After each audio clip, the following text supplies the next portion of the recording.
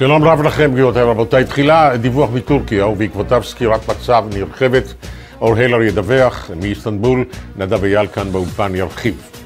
כנס השדולה הישראלית בוושינגטון נערך על רקע הבחירות המקדימות לנשיאות, ויש לכך משמעות רבה כי המועמדים רוצים לשאת חן בעיני השדולה רבת ההשפעה. סנדרס לא ינאם מעל בימתה כי הוא עסוק במערב, וטראמפ ייתקל במחאות של רבנים. גיל תמרי נמצא שם. בירושלים, הפגנה של מאות מיוצאי אתיופיה התובעים להעלות ארצה את שארית בני הפלאש מורה המתגוררים במחנה המעבר בגונדר. מספרם בערך רבבה. הממשלה משיבה אין כסף. נדבר עם חבר הכנסת דוקטור אברהם נגוסה. מדענים ישראלים פיתחו תאי גזע שיש בהם רק 23 כרומוזומים, מחצית ממספריו בתאי האדם. האם נוכל להתרבות בעוד דרך אחת? כבר אפשר ליצור קלונס, תאומים זהים? האם יש דרך נוספת לעשות זאת? אנחנו נדבר עם אחד המדענים. זה עיקר הדברים, ויהיה עוד מיד.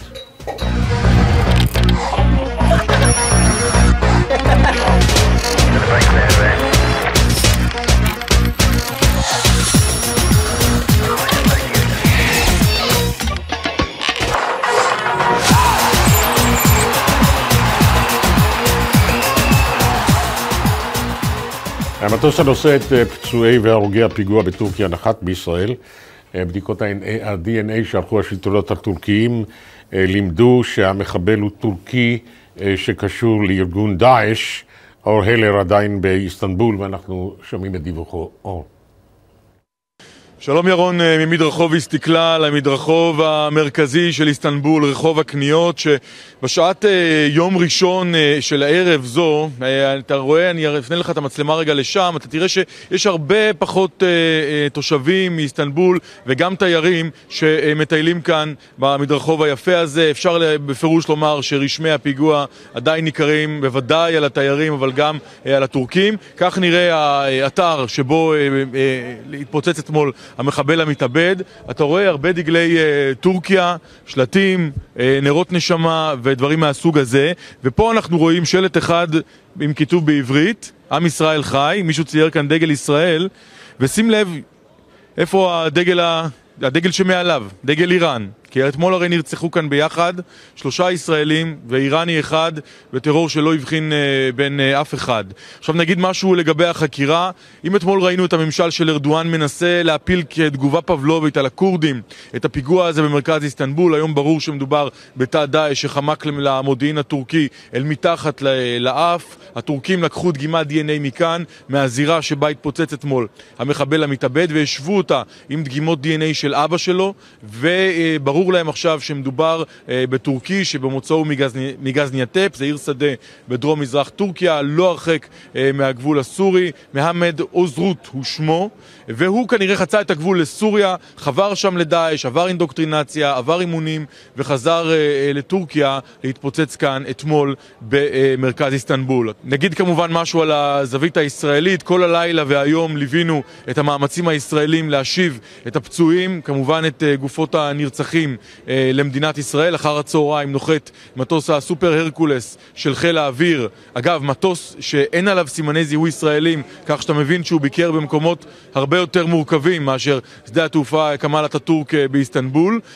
ובאמת ההחלטה פה הייתה להוציא את הישראלים כמה שיותר מהר, את כל הפצועים, גם אלה שפצועים קשה, מתוך הבנה שהם יקבלו טיפול רפואי אולי טוב יותר במדינת ישראל. ונסיים אולי בדברים שאני שומע מאנשי משרד החוץ, מהנציגים הישראלים כאן באיסטנבול ובאנקרה, שאולי הפיגוע הזה, שבו באמת אנחנו רואים יחס טורקי יוצא דופן לטובה למול הישראלים, אולי הוא ישפיע גם על המגעים בין שתי המדינות, לחזור סוף סוף לנורמליזציה מלאה לאחר טרגדיית המרמרה. עד כאן ירון ממדרחוב הסתכלל באיסטנבול עם הצלם סרג'ו דרור, בחזרה אליכם. תודה רבה לך אור. ונדב אייל לפרוס מניפת מבט רחבה יותר על מעשיה של טורקיה באזור. כן, אנחנו צריכים דבר ראשון לומר שאין מדינה במזרח התיכון היום שמעורבבת ומסובכת ביותר סכסוכים מטורקיה, או בלשון של אחד העיתונים הבינלאומיים שקראתי הבוקר, אף אחד לא היה רוצה להתחלף איתה. ותמיד כשאני קורא את זה, אתה יודע, אתה חושב עלינו, נניח במצב הזה, ואפילו ישראל כרגע מצבה מבחינת הסכסוכים האזוריים טוב יותר, זה מצב די נדיר. בואו נתחיל, אני מציע, בלראות... נדבר גם על הקלפים שהיא אוחזת בידה. בוודאי. היא אוחזת בהרבה קלפים, היא איננה מדינה על סף שום דבר רע במיוחד, אבל היא ללא ספק בשורה של סכסוכים. בואו נתחיל עם לראות את מפת השליטה בין טורקיה לבין הכורדים. אנחנו רואים פה אזורים שהם אזורים בתוך טורקיה, שהם אזורים עם רוב קורדי, זה האזור הוורוד למטה. מתחת לאזור, למעלה, מתחת לאזור הוורוד הזה, אזור קובאני ואזורים אחרים, אנחנו רואים אזורים בשליטת מיליציות קורדיות כבר בתוך סוריה. לצד המיליציות הקורדיות האלה יש את דאעש, גם דאעש וגם הכורדים גובלים בשטחה הריבוני של טורקיה, והמשמעות של הדבר הזה זה שהטורקים הם בעלי בעצם מטרה כפולה. מצד אחד הם צריכים להגביל את ההתרחבות הדאעשית, לפחות לכאורה, כי בהתחלה הם די תמכו בדאעש, כי הוא סוני והם סונים, והם פועלים נגד העלאווים והשיעים, ומצד שני, וזאת המטרה העליונה, כל האסטרטגיה הטורקית במזרח התיכון כמעט 50 שנה, מבוססת על מניעת הקמתה של מדינה קורדית עצמאית, בשטחם, בין שטחם לבין עיראק, בין שטחם לבין עיראק וסוריה, ולכן זה דבר מאוד משמעותי. אז בתוך המלחמה הזאת בסוריה, הידיים של טורקיה, וזו הייתה הבחירה שלה, טורקיה החליטה להיות מעורבת במלחמה. היא החליטה, היא לא סתם התערבבה אל תוך המלחמה, היא לא צנחה אל תוך המלחמה, היא החליטה. בואו נראה את המפה הזאת, מפת המעורבות שלה, מי נגד מי. אז אתה רואה את ממשלת טורקיה, ככה, היא נלחמת ב-PKK שמצויה בתוך שליטתה, והיא גם נלחמת ב-YPG וב-PYD, שזה בעצם הלוחמים הכי אפקטיביים נגד דאעש. כי הם קורדים, הלוחמים הכי טובים, אלה שארצות הברית תומכת בהם. ארצות הברית אומרת, ה-PKK זה ארגון טרור בתוך טורקיה, אבל הארגון בת שלו, ה-YPG, הוא לא ארגון טרור. חוץ מזה יש את הכורדים בעיראק, כן? שדווקא עם הכורדים בעיראק היא ביחסים טובים. למה היא ביחסים טובים איתם, ירון? בגלל שהכורדים בעיראק עומדים נגד הממשלה השיעית, שנמצאת בבגדד, וטורקיה רואה את עצמה כסולטנות, כמייצגת של כל העולם המוסלמי. יש גם מערכת של יחסים מסחריים ענפים מאוד. בגבול הטורקי, בגבול הכורדי, כולל נפט. יחסי גנבת נפט. כן, יחסי גנבת נפט. כן, עוברים שם טונות, על טונות כל יום, כנראה של מיכליות נפט. צריך להוסיף משהו שמעולם לא הוזכר בחדשות. האוכלוסייה באזור הדרום הערבי של טורקיה, היא אוכלוסייה ערבית סונית. אלה הם חלקים מסוריה, שנגזלו ממנה. עכשיו, האוכלוסייה הזאת שותקת בינתיים. אבל יש שם קבוצות לאומיות ודתיות שאינם מזדהים עם הטורקיות. שזה בדרך אחרת להגיד שטורקיה היא מדינה הרבה פחות מוגנת ממה שהיא נראית במבט הראשון, אבל יתרה מזאת יש פה עוד דבר שמתחולל שהוא מאוד משמעותי, בעיקר בהקשר לפיגוע ההתאבדות שראינו אתמול. פיגוע ההתאבדות שראינו אתמול הוא של דאעש, ואנחנו יודעים שטורקיה שימשה ומשמשת עדיין כצינור המרכזי שדרכו עוברים מחבלים של דאעש אל תוך סוריה, ואם הם עוברים בצינור הזה אל תוך סוריה, הם גם יכולים לעבור בחזרה. וזה במידה רבה מאוד מה שקרה כאן עם המחבל המתאבד הזה. עכשיו, בתוך טורקיה היום יש לפחות 4 מיליון פליטים סורים שטורקיה מארחת. המשמעויות הביטחוניות של זה הן ענקיות, ויתרה מזאת, עכשיו טורקיה חותמת על הסכם עם האיחוד האירופי, שבעצם היא אומרת, אני הולכת לקבל אליי את כל האנשים, עשרות אלפים שמצויים עכשיו ביוון, וכל מי שיחצה לכיוון האיחוד האירופי, הוא יגורש אליי, ובתמורה הטורקים יקבלו מהאיחוד האירופי מיליארדי דולרים, וגם את הזכות להצטרף לכאורה, הם לעולם לא יצורפו, אבל לכאורה יותר מהר לאיחוד. היה הסכם כזה, היה אמור להיכנס לתוקף הלילה, דהיינו החל מהלילה, הטורקים היו אמורים בעצם לקבל על עצמם סורים מגורשים מיוון. נגמר, השערים של אירופה נסגרו, זה הסיפור הגדול. יותר גדול, עם כל הכבוד, מכל פיגוע בטורקיה, והנה עכשיו מתברר שזה לא עובד. האם אפשר לומר לזכותה של טורקיה שהיא מארחת את מיליוני הפליטים האלה בנדיבות ובאחריות בסופו של דבר? האוכלוסייה הטורקית היא כמה היום? 65 מיליון בערך. זה מטלה גדולה, זה 6% מהאוכלוסייה הטורקית.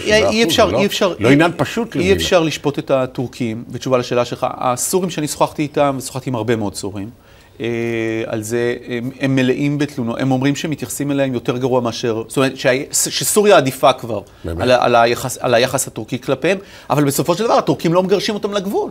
תשמע, גם זה משהו, הם לא אומרים להם, הם לא אומרים בגבול, אנחנו נירה בכל מי שיעבור. אני רוצה להראות לך, היו אמורים הגבולות להיחסם הלילה בין אסיה לבין אירופה. הנדידה הגדולה הייתה אמורה להיפסק, והיא לא נפסקה. הנה תמונות של פליטים בגבולות יוון, טורקיה, דרך הים. בואו נראה. אמר, this is for אמר. טוב, אנחנו רואים את החצייה הזאת. זה חצייה מעכשיו, מהשעות האחרונות. לפחות 1,000 איש, ירון, נחתו ב-12 שעות בלסבוס. תעשה את החישוב כמה זה במהלך חודש, וזה היה אמור להיות יום החסימה הגדול. האם לא צודקת טורקיה? שמעתי התבטאות של אחד משרי ממשלתה, שאומר, אירופה עם 300 מיליון תושביה. כן. מעצמה כלכלית, חצי מיליארד, אתה יכול להגיד חצי מיליארד. כן. לא מסוגלת לעכל מיליון פליטים. כן. אנחנו, טורקיה, ענייה יותר. כן. יציבה פחות, בערכים 4 מיליון. מה אתם מתפנקים? למה לתת את הדוגמה הזאת? מה עם המדינה לבנון? המדינה לבנון שכבר יש בה פליטים פלסטינים, שאומרים הם לא פליטים, וזה, וירדן. אתה יודע שרק בקהיר, במצרים, אומרים שיש 400,000 פליטים סורים, הם הגיעו עד מצרים. ואירופה, האירופאים, אני לא רוצה להגיד מתבחיינים, האירופאים מצויים במצב שבו יש משבר פוליטי ענק. עכשיו, במקביל, הטורקים מנהלים קרב קשה ביותר נגד הקורדים, שלא בא לידי חשיפה בכלי התקשורת המערביים. יש ממש מלחמה באזורים הוורודים האלה שהראיתי במפה, ערים נטושות שלמות שנראות כמו חלב בימים הגרועים ביותר שלה. שם הם מנהלים מלחמת חורמה, מלחמת השמד נגד ה-PKK, וארדואן רוצה כל פיגוע כזה לצייר כאילו טורקיה נלחמת בטרור, כל טרור. וזה קצת מזכיר, אם יורשה לי, גם אסטרטגיה של מדינה במזרח התיכון האחרת. כל דבר הוא מצויר ומתואר כטרור. קורדי, די שזה לא משנה מה, זה הכל טרור, והנה הוא נניח מותח ביקורת על הבלגים שמרשים לעצמם לתמוך ב-PKK. בואו נראה. Dikkat ediniz. Bölgemizde ve ülkemizde faaliyet gösteren ne kadar terör örgütü varsa hepsi de Türkiye'ye karşı birleşti. Buna karşılık başta Batı ülkeleri olmak üzere pek çok devlet hala bu örgütler karşısında ilkeli bir tavır ortaya koyamıyor. PKK'yı terör örgütü olarak ilan eden Avrupa Birliği'nin tüm ülkeleri, onlardan bir tanesi olan Belçika, orada kalkıp onların paçavrasını dalgalandırmak suretiyle çadır kurmalarına izin verebiliyor. תראה, בסופו של דבר זה חדשות רעות. מה שאנחנו רואים נגדנו זה חדשות רעות. אנחנו רואים את המשך תהליכי ההתפוררות של המזרח התיכון. סוריה איננה מלחמת אזרחים. סוריה היא מחלה ממארת בלב המזרח התיכון, בין סונים לשיעים, באגף הזה שהוא האגף הטורקי, בהקשר לעצמאות העיראקית ולקוהרנטיות של עיראק כמדינה ויזווי דאעש. ואנחנו רואים איך המחלה המאירה הזאת שנטועה ממש בלב של המזרח התיכון מקרינה בצורה גרועה ביותר על היציבות בכל רחבי המזרח התיכון ומצמיחה תופעות של קיצוניות וגם מצמיחה קיצוניות בתוך הפוליטיקה.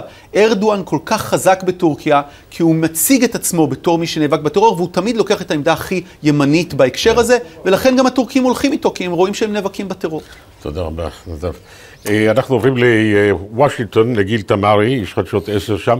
ועידת איפא"ק תיפתח היום, השדולה הישראלית הגדולה ורבבות, אולי 20,000 יהודים, ולא רק יהודים, יהיו שם. השדולה הזאת נחשבת לחזקה ביותר בוושינגטון אחרי שדולת נושאי הנשק, אם אני לא טועה, נכון גיל? ככה זה. אז טראמפ, סנדרס בגלל אילוצי לוז לא יוכל להיות שם, כך הוא אומר, וטראמפ מסתכן במחאות קולניות של רבנים יהודים. טוב, מה מחכה?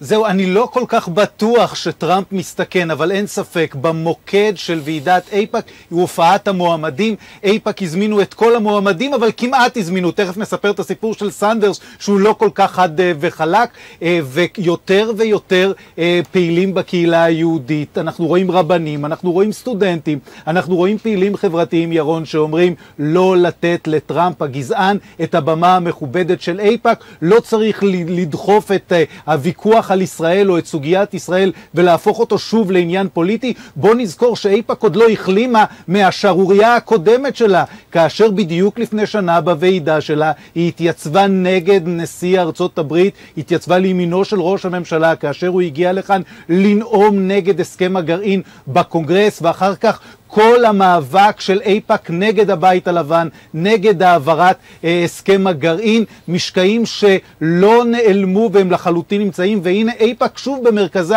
של שערורייה חדשה, הפעם עם המועמדים. אז איפא"ק קראו לכל משתתפי הוועידה לכבד את כל הנואמים, כלומר לא להפריע לדונלד טראמפ, להקשיב לו, והם טוענים, ירון, שזוהי מסורת עתיקה שלהם להזמין את כל המועמדים בשנת בחירות, לשמוע מהם באופן בלתי אמצעי, לשאול אותם שאלות. זה נכון, הם תמיד מזמינים את כל המועמדים, אבל הזכרתי את העניין של סנדרס. סנדרס אומנם מוזמן, אבל סנדרס אומר, אני חייב להיות באריזונה, שם יש לי ביום שלישי, יום אחרי איפא"ק, בחירות מאוד מאוד חשובות להמשך המרוץ שלי, אני מבקש שתאפשרו לי לנאום באמצעות לוויין. מה הייתה התשובה של איפא"ק, ירון? לא, לא נאפשר לך באמצעות לוויין, אנחנו רוצים את כל המועמדים אצלנו על הבמה. בוא רק נזכיר שלפני 4 שנים, כשמיט רומני ביקש, ירון, בדיוק את אותה בקשה, איפא"ק כמובן נענו לו, ומיט רומני נאם באמצעות לוויין, אבל כשזה סנדרס הם לא מאפשרים לו, ויותר מכך, הוא ביקש ככה... כל אחד מאיתנו יכול לשער מה הסיבה לכך. העמדות של סנדרס בעניין הסכסוך הישראלי-פלסטיני ידועות, הוא ליברל מאוד, הוא מאוד שמאלן בדעות שלו, ואולי זה לא מתאים לאיפא"ק שהפך עם השנים לארגון יותר ויותר ימני לשמוע את הדברים האלה. וסנדרס דרך אגב אמר להם, אוקיי, אתם לא רוצים אותי בלוויין, אז בואו אני מציע לכם עוד חלופה, אני אשלח לכם את הנאום שלי, כתוב, תפיצו אותו בבקשה לבאי הוועידה. גם הבקשה הזו של סנדרס נתקלה בסירוב, ואין ספק, במקום לעסוק בענייני ישראל בוועידה הבאמת חשובה הזו, מכיוון שלאיפא"ק יש תפקיד מאוד מאוד חשוב בתמיכה בישראל לאורך שנים מצד המחוקקים האמריקנים, איפא"ק שוב במוקד של שערורייה פוליטית וקרב פוליטי סביב הרצון שלהם גם למשוך תשומת לב לוועידה שלהם, ואולי גם להסתיר את השערורייה מהשנה שעברה, או את המחלוקת הקשה מהשנה שעברה, שהעדים שלה עדיין מהדהדים כאן בוושינגטון. תודה רבה לך, גיל. מאות יוצאי אתיופיה, ולא רק הם, מלוויהם מפגינים היום בירושלים, בתביעה מהממשלה להעלות את שארית אנשי הפלאשמורה, האתיופים שנמצאים במחנה בגונדר. הם מונים בערך כרבבה, כך קראתי. דוקטור אברהם נגוסה הוא יושב ראש ועדת העלייה, הקליטה והתפוצות, ואתה הוא, אדוני, זה שמוביל את המאבק להעלאת שארית יהודי אתיופיה לישראל. אז ראשית, אולי שגיתי בעובדות, אם שגיתי אז אנא תקן אותי. יש כ10,000 שעוד נותרו שם, נכון? 9,000, כן. 9,000? לפי החלטת הממשלה. לפי החלטת הממשלה הם יועלו תוך 5 שנים? נכון.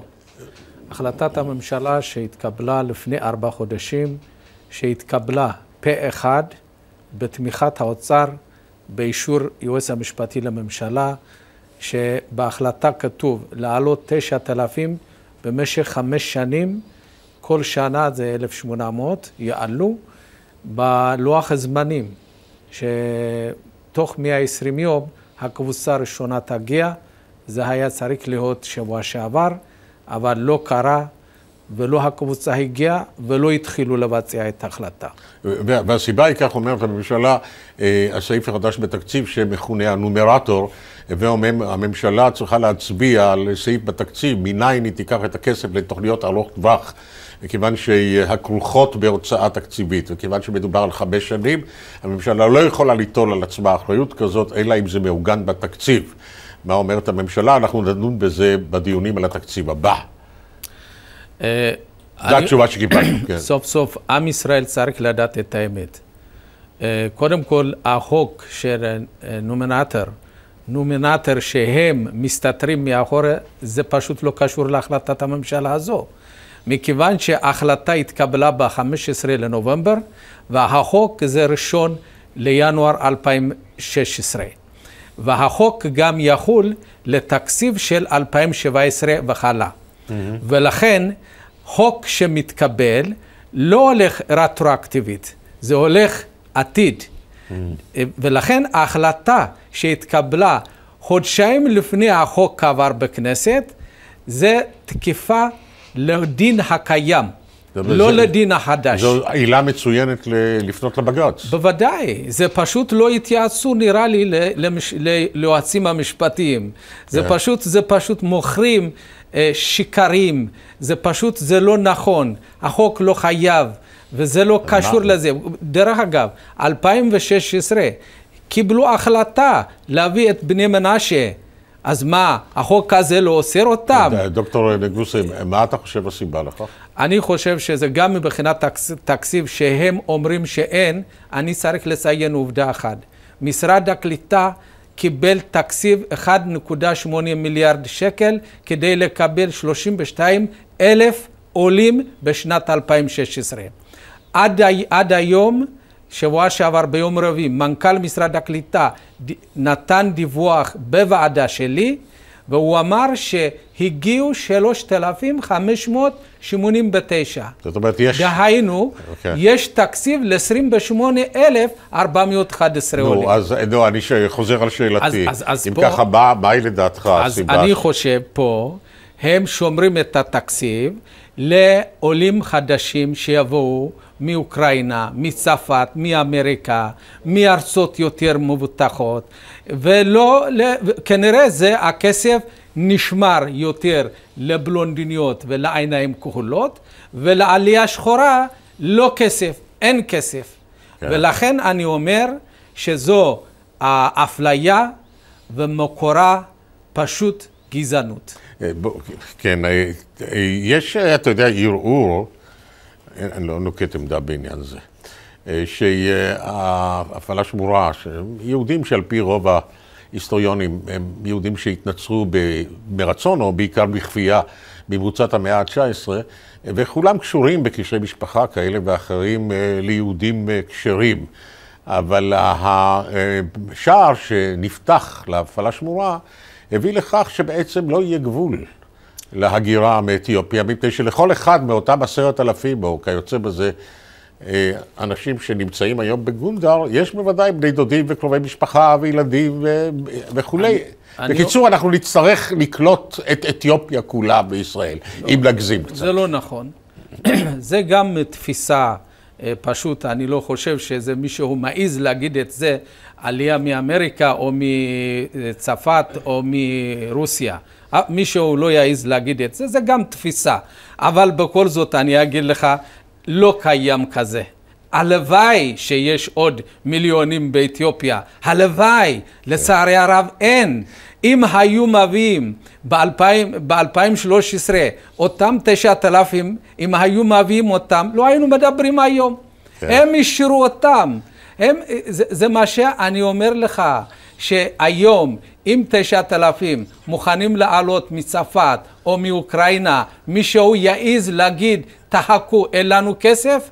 לא, בוודאי לא. אבל אולי יבדקו. אם היו מביאים אותם 9,000 ב-2013, לא היינו מדברים. שיביאו אותם, אחר כך נראה.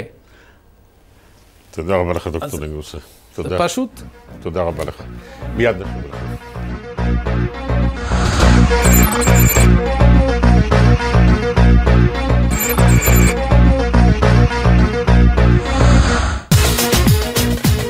מפעל ההעתקה של מי הים באשקלון מספק כ-70% ממי השתייה שלנו.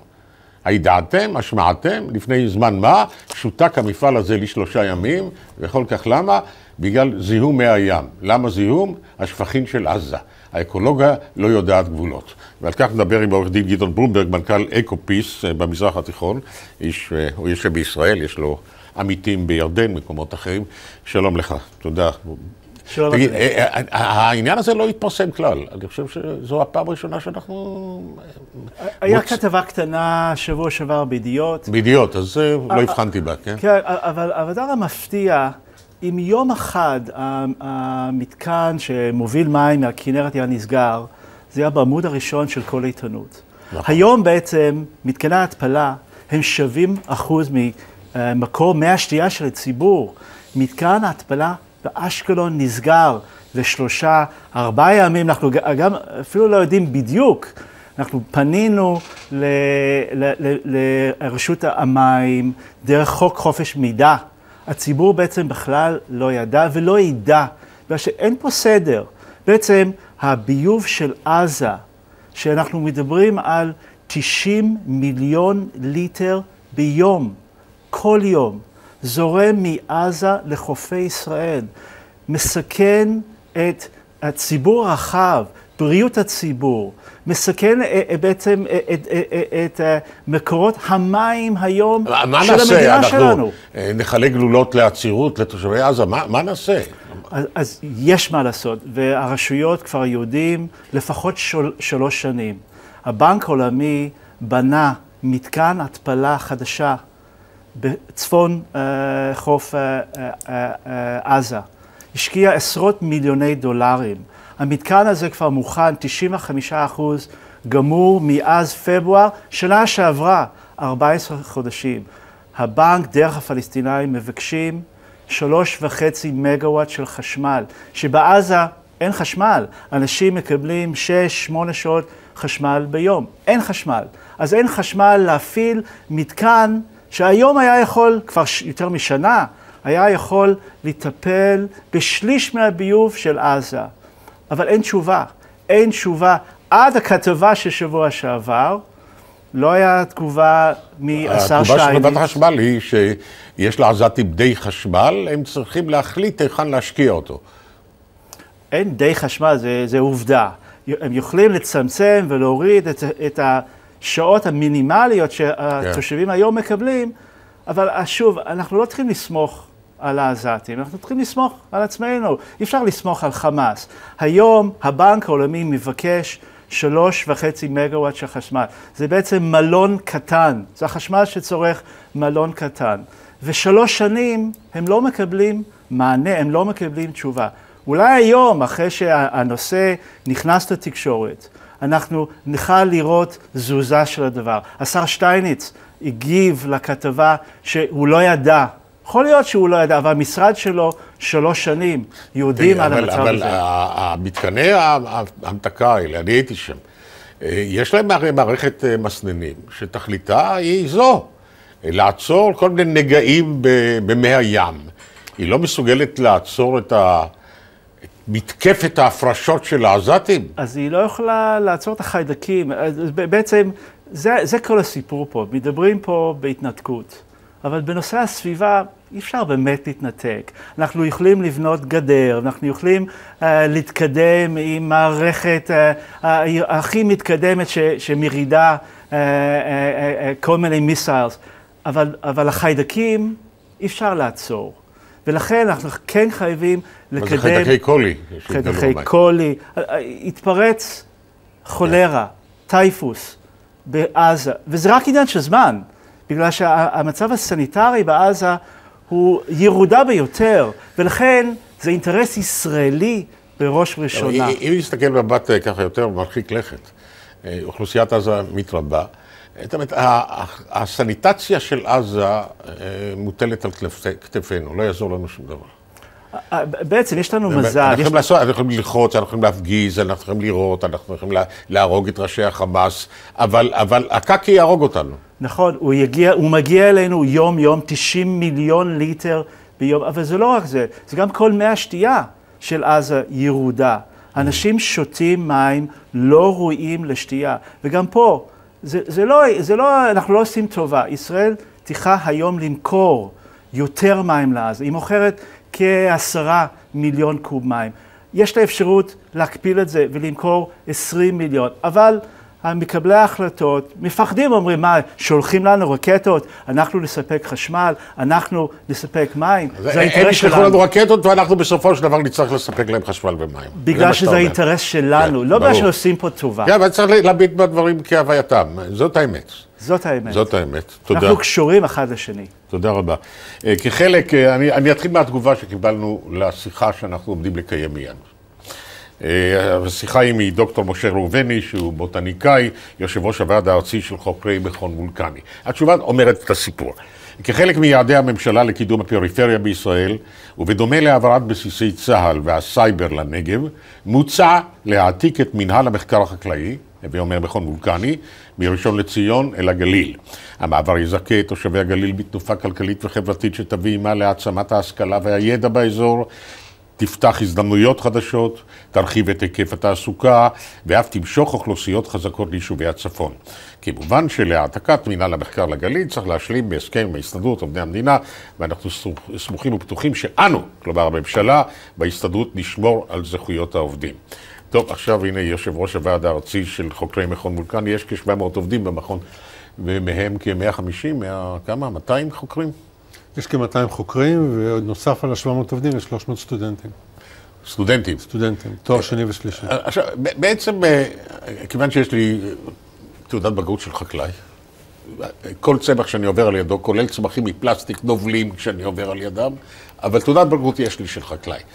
אז אני יודע משהו על כך שמכון וולקני הוא בעצם בסיס השגשוג החקלאי של מדינת ישראל. אם מדינת ישראל היא מעצמה חקלאית, ואכן מבחינת האיכויות היא מעצמה חקלאית, והייצור שלנו הוא גדול למדי, הייצור חקלאי, זה הודות לטכנולוגיות שאתם המצאתם. ואתם ממשיכים להמציא. עכשיו, מה מפריע לכם לעשות זה בגליל? תראה, הגליל הוא בעצם, זה לא שאנחנו נגד הגליל, אנחנו בעד הגליל. אבל מצד אחד. מצד שני, המקום שלנו הוא אידיאלי למה שאנחנו עושים כרגע. כלומר, אנחנו עובדים עם רוב החקלאות בדרום. במיוחד ירקות, עדרים וכן הלאה. אז אנחנו, אם נהיה בגליל, במיוחד כמו שכבר נקבע לנו המקום שאליו נעבור, שזה צומת גומה. צומת גומה זה קרוב לקריית שמונה. צומת זה קרוב לקריית שמונה.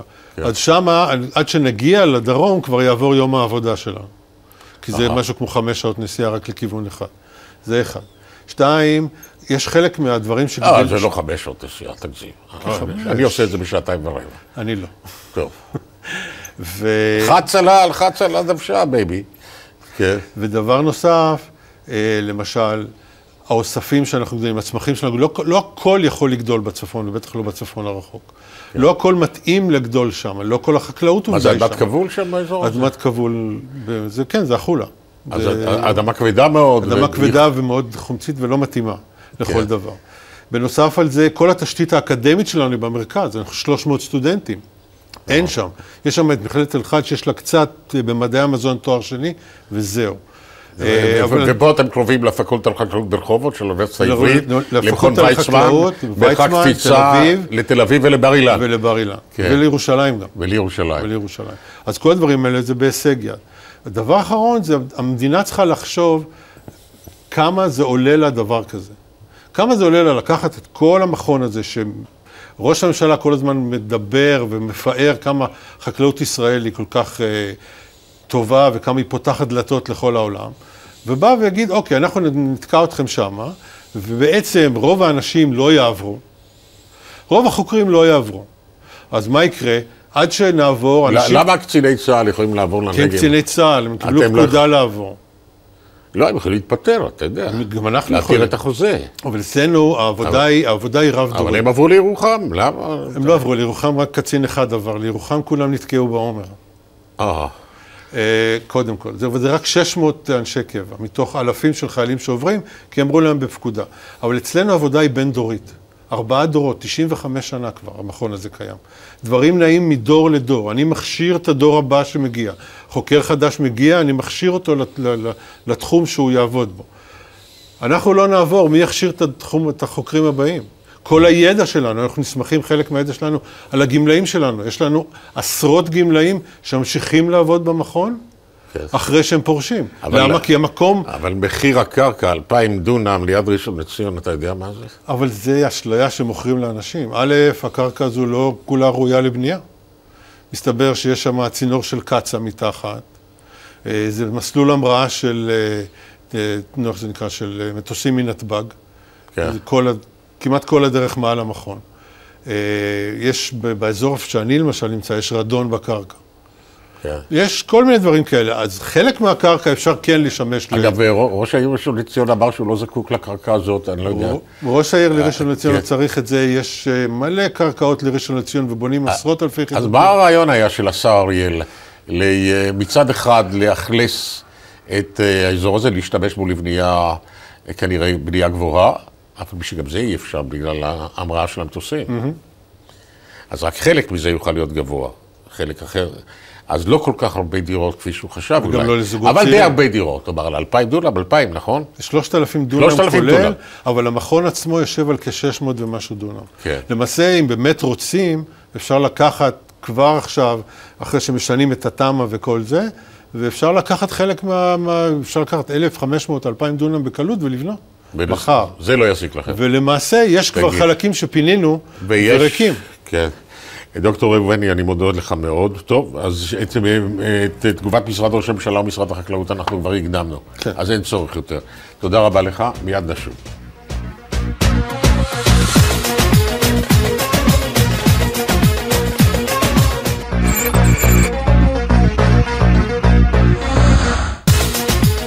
בכל תא ביתי האדם יש 46 גנים, זה ידוע. הם המשאיות שנושאות את הגנום האנושי, ויש כידוע שני עותקים, כלומר 23 מכל צד, זהים. עכשיו מדענים ישראלים יצרו תאי גזע. תאי גזע זה תאים שמתמיינים לכל הפונקציות שאנחנו צריכים. תא גזע יכול להיות עין, ותא גזע יכול להיות תנוך אוזן, מה שהוא רוצה הוא יכול להיות. עכשיו, הם עבדו על תאי הגזע האלה והצליחו ליצור תאי גזע שיש בהם רק מחצית ממספר הגנים, כלומר 23 בלבד. מיד נשאל את אחד השותפים במחקר הזה, ששמו עידו סגי, הוא דוקטורנט לגנטיקה באוניברסיטה העברית. אגב, המחקר הזה התפרסם ב-Nature, שזה אחד משני הביטונים לענייני מחקר מדעי הטובים בעולם, כלומר, יש גושפנקה של הקהילה המדעית שזה עסק רציני. אנחנו לא סתם מבלבלים את המוח. אז למה בכלל ניסיתם לעשות את זה? לאיזה צורך? יש צורך לבקע את ה... אז אני אתחיל להגיד שאנחנו יודעים שבכל תאי הגוף שלנו, כמעט כל תאי הגוף שלנו, יש 46 כרומוזומים שהם באמת מכילים את ה-DNA שלנו, והם מחולקים לשני זוגות. זאת אומרת, ל-23 זוגות... אמרתי גנים מקודם. אמרת גנים, הכוונה כרומוזומים. 23 זוגות של כרומוזומים, כאשר סט אחד של כרומוזומים מגיע מהאמא, והסט השני מגיע מהאבא. התאים היחידים שהם נושאים רק עותק אחד כזה של כרומוזומים, הם תאי המין. ותאי המין לא יודעים להתחלק. הם יודעים רק להתאחד זה עם זה וליצור בעצם פרט חדש שיכיל את שני העותקים של הגנום. זאת עובדה שמאוד מקשה לעשות מחקרים גנטיים. כי במחקרים גנטיים באופן כללי, מחקרים מסוימים, הכוונה היא לפגוע בגנים, ומתוך הפגיעה ללמוד למעשה את הפונקציה של הגנים, או באיזה גנים, באיזה תופעות ביולוגיות הגנים הללו מעורבים. בתאים שיש להם רק עותק אחד של הגנום ועותק אחד מכל גן במקום שניים, כל פגיעה למעשה תבוא לידי ביטוי כלשהו, כי אין עותק נוסף שמשמש כגיבוי. טוב, עכשיו כשהצלחתם בכך, אני לא שואל במה זה היה כרוך, אבל אחרי כמה שנות מחקר? אפשר להגיד שסביבות שנתיים של מחקר די אינטנסיבי. כן. עכשיו, מה יעשו בזה? מה יעשו בזה החוקרים? אז קודם כל, באמת, היתרון המרכזי הוא שזה פותח המון אפשרויות לסריקות גנטיות ומחקרים גנטיים כיד הדמיון, בין אם להבין דרך פעולה של תרופות, למשל תרופות שמשתמשים בהן לריפוי סרטן, בין אם להבין מנגנונים גנטיים שגורמים למחלות מסוימות, משהו שאי אפשר היה לעשות לו קודם לכן בתאי אדם רגילים שיש להם שני... אז אתם תעבירו עכשיו את המידע הזה לקהילת המדענים בעולם, לשימושם? כלומר, זה כמו ייצוא עכברי מעבדה, נאמר? אם זה היה תלוי בנו, היינו מעדיפים לשמור את התאים בחזקתנו כדי לשאול את השאלות שמעניינות אותנו, אבל כשזה מתפרסם בכזה אימפקט, אז חייבים לשחרר את התאים גם עכשיו, וכמובן זה גם האינטרס שלנו, שתהיה השפעה רחבה על הקהילה המדעית. תא כזה, שרק מחצית הכרומוזומים בתוכו, יכול להתרבות? כן, וזה באמת מה שמפתיע בתאים הללו, כי התאים היחידים, כמו שאמרתי, הם מכילים רק עותק אחד של כל כרומוזום. הם תאי המין שהם לא יודעים להתרבות כדי ליצור עוד מהתאים הללו. תאי הגזע הם כמו תאי גזע רגילים, הם מסוגלים להתחלק ולהתרבות, ובעצם בתרבית אפשר לגדל אותם תיאורטית עד אין סוף. זאת אומרת, אני יכול, אם אני מסיק את המסקנה הנכונה, לשכפל את עצמי? מכאן ועד... אם אני תורם לך תא ואתה מפריד אותו לשניים, אתה אומר... אז כל מה שאמרתי עכשיו נכון לגבי תרבית. כן. כשעוברים ממש לפרטים אמיתיים, לבני אדם, יש עוד בעיות שצריך לקחת בחשבון. ואנחנו יודעים שביונקים באופן כללי, לא רק בבני אדם, אי אפשר לקיים רבייה א-מינית. חייבים תרומה משני ההורים. ולזה יש כל מיני סיבות, חלקן ידועות וחלקן לא. ובעיות שעדיין עוד לא פתרנו, אבל באופן כללי התאים הללו כן מוכיחים לנו שאפשר לקיים גם כתאי גזע וגם כתאים בוגרים, תאים שמסתדרים רק עם עותק אחד של הגנום. אז אני לא יכול, למרות אופי הנרקיסיסטי, כנראה שלא אוכל לשכפל את עצמי. אם אתה מתייחס כאן באמת לעניין של שיבוט, זה נושא אחר לגמרי שהוא ספציפית... תודה רבה, עידו. אז בהצלחה וכל לחי. תודה רבה. זה לא פשוט לפרסם מאמר כזה בעיתון כזה. תודה רבה. תת-אלוף במילואים עזריאל נבו, בעבר מזכירם הצבאי של 4 ראשי ממשלה, פרסם את הספר הזה, שהוא ספר שיחות עם חיים משגב. הוא לא טרח לכתוב אוטוביוגרפיה, אלא התעצלת כנראה. אמרת, מי שרוצה לדבר איתי, אני אדבר איתו כמו רעיון ארוך, וזהו, שישאל מה שהוא רוצה ואני אשיב, בערך ככה.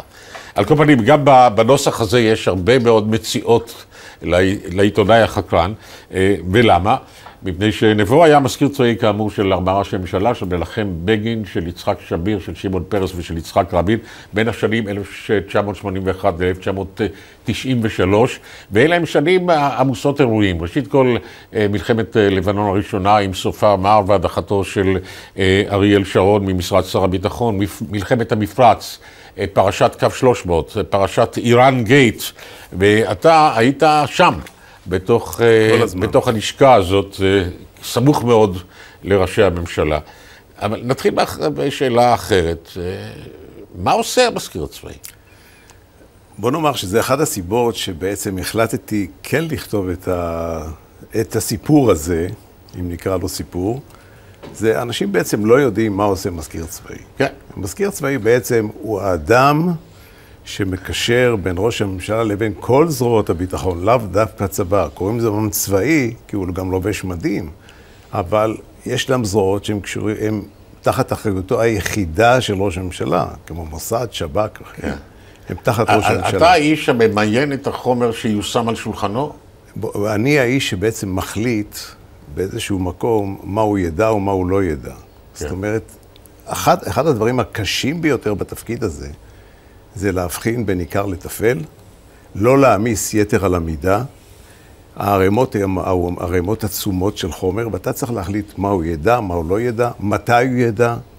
אני פעם הגדרתי את עצמי באיזושהי צורה כמו מלצר המודיעין של ראש הממשלה, זה שצריך להביא לו את המודיעין, ולאו דווקא מודיעין, גם נושאים אחרים.